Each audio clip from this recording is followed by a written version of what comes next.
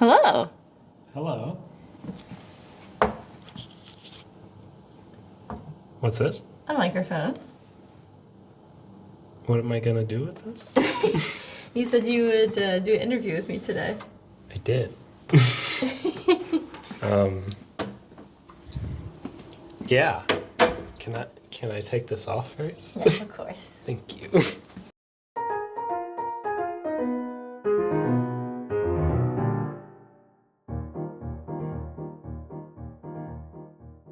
All right. Hello. How are you feeling? Feeling pretty good. Feeling pretty good. Good. Yeah. Me too. Okay. All right. Well, thank you for coming and speaking to me today. Now I have two microphones. What are we doing here? What are we doing here? We're here because we're filming the pilot episode of The Sunday Artist, which is a series interviewing people who are creative or have an artistic pursuit but do something else in their full-time job. The name of the series comes from the French term un péché de dimanche, which is in reference to someone who does art on the weekends, but the term is a bit derogatory. It communicates that someone may do art, but because they don't devote significant time to their craft, the art itself is less valuable. It also definitely doesn't value the devotion of that person to take a Sunday afternoon to paint or dance or make music, etc. The purpose of this interview series, and so I thank you for being in the pilot episode, is to flip that narrative. I watch a lot of artist interviews, but they're typically of people who make art full time. Most people don't do that, but I would argue that most people are creative in some way. The Sunday Artist showcases the normal, everyday artist and proves that art made by anybody is valuable. It's also my hope that these interviews will encourage people to have more confidence when they make their own art, when they spend time making art. Now, I'm very lucky to have a lot of friends who meet the description of a Sunday artist, including yourself. So I think it's a great opportunity now to flip the attention back to you and ask, who are you? Hi, I'm Jamie. I'm your husband. And I live in this house with you, and it's pretty great. Well, thank you, Jamie, for sitting down with me on your own sofa to film this first pilot episode. Our own sofa. Our own sofa.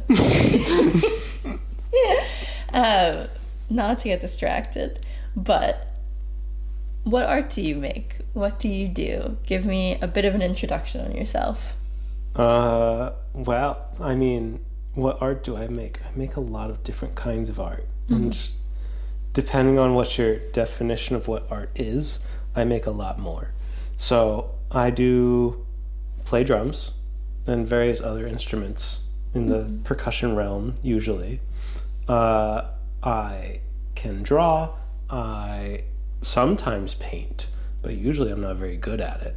And then if we extend our definition, I also cook a lot, and I would consider the culinary world to be like an art form to some extent. And maybe not all of my food is art, but some of it is very delicious, and I like to take pride in it. Well, as a person who's the primary enjoyer of your art or your cooking, I will say it is art. Thank you. So considering you have many different artistic pursuits, how do you fit that into your day-to-day life? I mean, the easiest one of that is drums and music and that sort of realm of things, because at any point you can be listening to music. I listen to it on my commute, I listen to it in my free time, and while listening along, it's not only like taking in the music, but also like internalizing, how would I also play along to this? How can I incorporate this into future sessions of playing drums with other people? Like, is there a certain like fill or groove that I'm hearing that's like, oh, this is interesting, I would like to like put this into my own playing. And then just hanging out doing nothing your hands are free. You can just drum along to whatever's on the radio or whatever's happening. Even if there's no music, I'm usually tapping along to something that's in my head. You're usually tapping on your thigh when you're sat on the tube. Maybe, sometimes. Usually it's like on the bar next to me, which I hope isn't too distracting for everyone else on their commute, but like, deal with it. Deal with it. I suppose over the sound of the Victoria line, you probably can't hear it anyway. No, especially not the Northern line. Half the time I'll just start singing to myself because I know I can't even hear me out loud. Exactly. Just screeching anyways. So like, even if they do hear you singing, it's like better than whatever the noise of the tube is making. Yeah. At least you hope so. I'm improving the tube by drumming along and singing along to my music.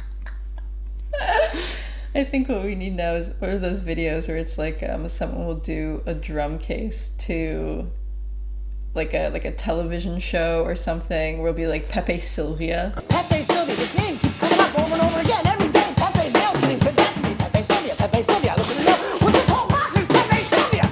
We need that, but the background noise is just the screeching of the Northern line. I mean, that's just noise music, isn't it? That is. Yeah. Okay, well then. Noise music concept album. We can do it. Sounds of the Tube. You have one track that's the Northern line, one that's Victoria. You got a Bakerloo. The Elizabeth line is just going to be like ambient, since that one sounds nice. No one would buy this album. That's not the point of art. Okay, fair enough. That's not the point of art. Who are you listening to? Like, who are your sources of inspiration? That's a really hard question because it changes so frequently, and sometimes it sits on something that's not even that inspiring. Sometimes I'll listen to like folk music, which doesn't really have the most interesting drums. Like, they fit, but it's not like exciting or often different from just what a drum machine would do half the time. So it's not like, oh, this is like, I need to incorporate this. This sounds great, especially with like that or pop music. I often listen to like very aggressive pop music, and that has very like basic, straightforward drums. Yeah. But if it's interesting, it's usually something like, I don't know, Parquet Courts, or a really niche indie band called Poncho and the Wizards, where like it's kind of post-punk, it's kind of loud, but it's also got that sort of like, we're doing something a little more artful than normal rock music, which is where you get a lot of that like interesting, like, what are they doing with this fill? What are they doing with this groove? Like stuff where if you listen to later albums of the Beatles, where like Ringo's just kind of doing whatever he wants on the drums, and it sounds great. Do you have a favorite drummer? Well, it used to be Mike Portnoy when I was like a teenager, because he drums for Dream Theater, prog rock band, very technical, very involved. You got polyrhythms going on, you have weird time signatures, and he's just very aggressive and very like upfront with his sound, which as a teenager you think is the coolest thing, because like, oh man, he's so technical, he has such cool abilities, and like, he is still really good. He's still one of my favorite drummers, but to say that he's like the best because he's so technical, sometimes you just need a guy to lock in. So like, you got Sugarfoot Ray, who used to drum for Michael Jackson. He's not super technical, but he is always on the beat, locked in. He's so good. Yeah. So it changes with the seasons, but if I had to name someone, it'd probably still be Mike Portnoy. But I do have to like bump him down a couple pegs, because sometimes he was kind of bad on some songs, but like, you know, you forgive him because he was doing a lot. We forgive you, Mike Portier, whatever you just said. So my understanding that you don't see being very technically good in something as sort of the prime of artistic ability. No, definitely not. Like, there is a importance in doing your craft correctly, and not just doing something very impressive or flashy. Some of my favorite paintings are often like abstract pieces where, you know, it's a very contemporary style, and you would look at them and you'd go, yeah, I can do that. But the point is that you didn't, and also there's a lot that goes into it that you're not like actually thinking about. And they executed something that they felt very passionate about, and they felt they needed to put down on a canvas just so. So it's not necessarily a hyper real drawing that, you know, gets thousands of upvotes on Reddit and gets retweeted all over the place because it looks just like Samuel L. Jackson, or just like whoever this actor is that this person used just a Bic pen to draw with. Cool, great. It is actually very impressive, but at the same time, I want there to be like a vision, and I want you to execute it to the best of your ability. And sometimes that vision doesn't necessarily come out in like a specific technique, and your chops, like your artistic chops, don't have to be the thing that holds up your entire art piece. Do you think that idea reflects in your own art? And this is also a bit of a question to ask. What are you making right now? It kind of depends.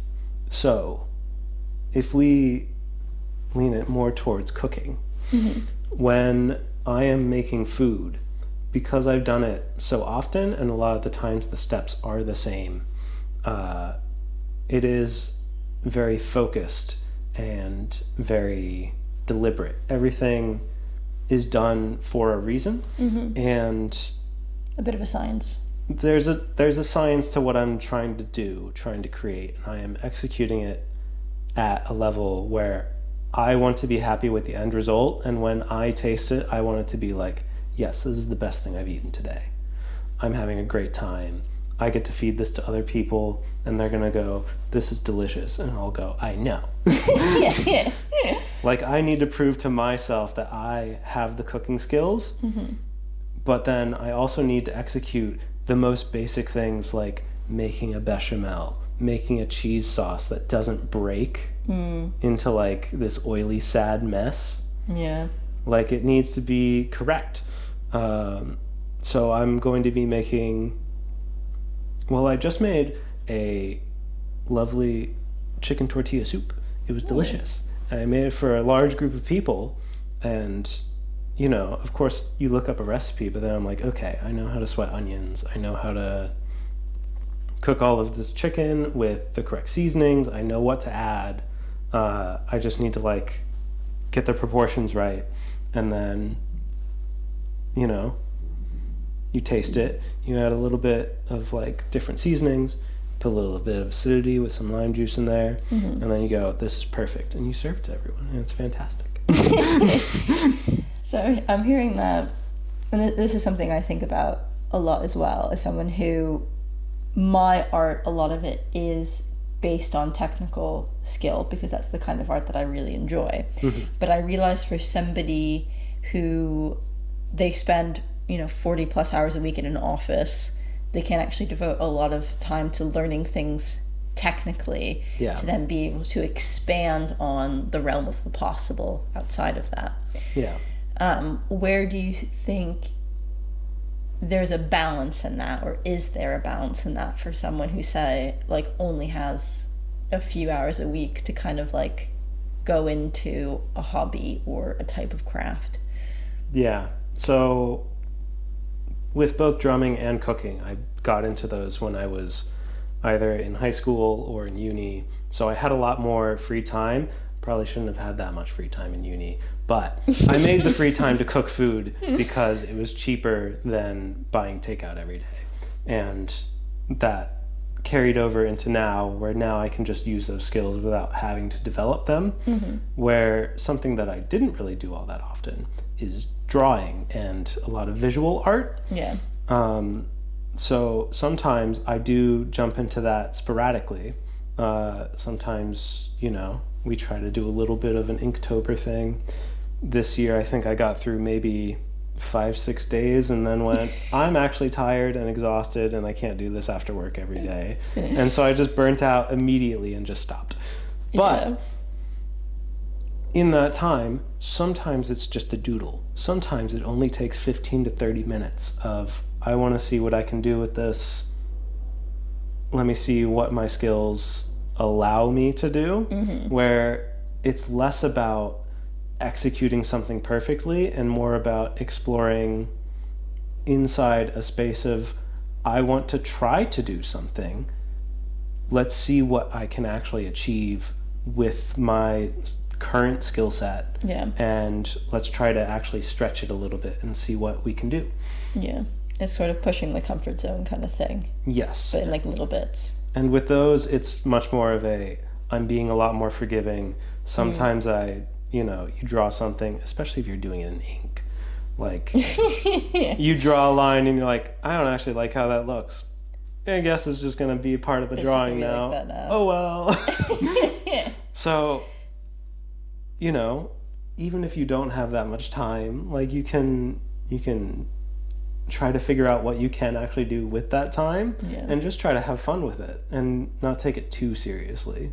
Because when I'm feeding people with cooking or when I'm drumming, like, this is something that I've practiced. This is something that I actually take a lot of pride in, and I want it to be right. But when I'm drawing, I'm just doing that for fun. And if it's good, then I'm happy, and if it's bad, then that's fine. You just tear out the page, you start again.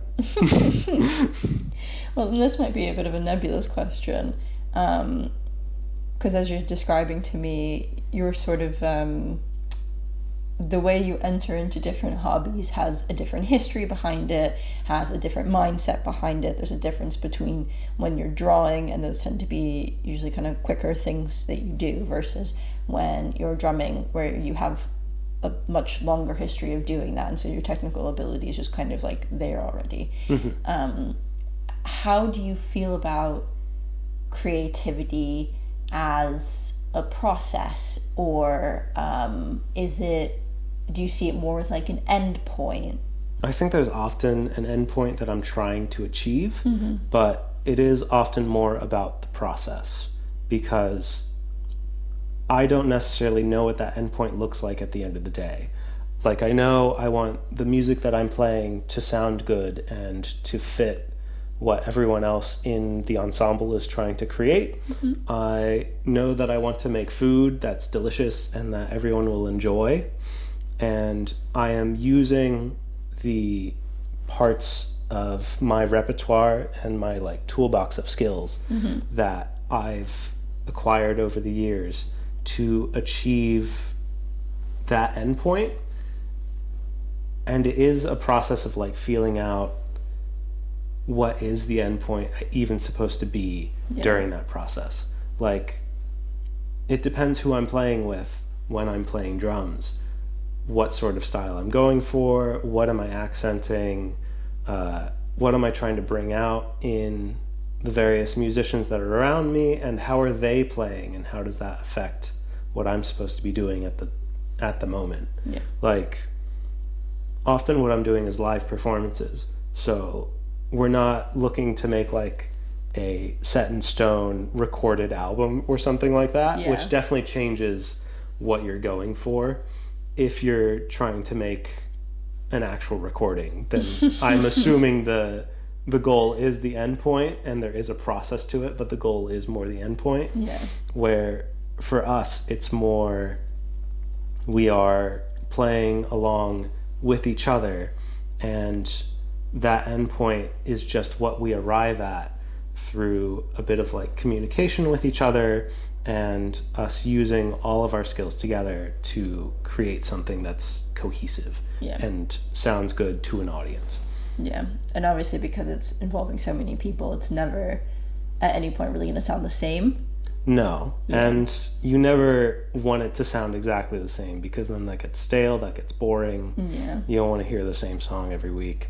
You don't want to eat the same food every single day. Even if it is delicious, I want to switch it up. I want to make different flavors. And even if I'm making the same dish, if I'm making it for different people, I might have less spice, more spice, less salt. I like my food really salty, and I often have to tone it down for other people. Thank you, I do appreciate that. You're welcome. So final question I have for you is relating to, I think as hobby artists, and maybe we kind of feed into this derogatory sense of pinteur de dimanche is somebody who, really isn't doing the job of an artist. And there's then an anxiety when we talk about our art, or maybe even sometimes when we're just thinking about our own art, that maybe it isn't enough because we're not spending enough time on it. And one of the things I really want to challenge with this series is that negative notion. One way of sort of dissipating a person's anxiety is often to share it with somebody else, or have somebody share their similar anxiety, and you kind of feel a bit more connected with things. And so I wonder, is that when you're thinking about doing art, you mentioned earlier that you started doing Inktober but then kind of quit after a few days. Do you feel that sort of sense of anxiety that you're not doing enough, or you wish you were doing something else? Oh, I always think I don't have free time. Like, if I wasn't working full time, oh my gosh, I'd be doing so much more creative stuff. Or at least I would be consuming more creative stuff. Like, I love reading books. I love going to museums and looking at different art pieces. I love watching movies and all of that. But just after a 40-hour work week, including like transport time and getting ready for work and like internalizing like, oh, what do I have to do for the next day and all of that, it gets exhausting. So like, I would love to be making more, and I'm just not, and that's fine. But it would be nice to have a little bit more time. But as soon as you take that into consideration of like, yes, I am actually doing a lot during the week, where like I can't necessarily do all of the art that I would like, I can't watch all the movies that I want because I just don't have the time. I want to spend that time doing things that I really care about. So that is often getting together with people and playing drums. That is taking the time to make a delicious dinner, because like I could make a 30-minute meal and like not put that much effort into it. Or I could spend the 2 hours and like have something truly delicious at the end of it that I'm actually proud of. So like, it is a prioritization of things. It's making sure that I can fit the things that I care about into that day-to-day schedule. And some days you're not doing any art, and that's fine. And some days you only have 15 minutes, you make a little doodle, and maybe it looks good, maybe it looks bad, but you practiced a little bit, and that's good. What I like about our relationship, and I think we're still learning how to do this, is around that prioritization point, where I've been spending a lot of time doing drawing lessons, and those take up at minimum an hour and a half at a time, and I'm trying to do them on a somewhat daily basis, which has meant that, and this happened the other day, where I looked at the kitchen and I said, if I'm going to have enough sleep to go draw tomorrow morning before work, that means at no point in that interim am I going to have time to do these dishes. And because I was going to be out late after work, that also meant the dishes weren't going to be done into the evening. When I was going to come home and then still not want to do them. So it has been a bit of a communication thing between the two of us, or like how do you say, like a sharing of the load with who does what when, because then there's obviously going to be times where you're busy doing something that then, okay, I will take the time to do the dishes as opposed to go do something else. Yes, like if I'm working late, that means maybe you have to do a little bit more dishes and this, and then either of us get to do art, which is horrible. Which is horrible. Oh, I condemn working late. It's the worst, but we never even said what my job was in the first place. Oh, that's a true point. What is your job? What do you do? I work at a members club. So there's not a lot of art going on. I don't really get to listen to my own music during the day. But, you know, sometimes I get to make some really nice latte art. So that's like the most artistic thing that I'm doing. Usually it's a fern. That's really easy to do. It's a fern or a heart. And if either of those go wrong, it usually kind of looks like an onion or a head of garlic. Yeah. That's about the 4 pieces of art I make on a regular basis, is coffee that makes it look like a heart, a fern, or some sort of root vegetable. How very British of you. Sometimes they look like potatoes too, yeah. Well, thank you so much for letting me interview you. Anytime. Actually, maybe not anytime, but like, this was fun. This was fun. Thank you for that. This was good. I really want to pursue this series. I have a list of people that I'm lining up to do more of these. And yeah, I appreciate you being willing to be the first one to sort of pilot this series and kind of set the tone. It's been fun and exciting. I hope it goes well. Yeah. I hope drumming and cooking and drawing, whatever else you do, goes well too. Thank you so much. Thanks.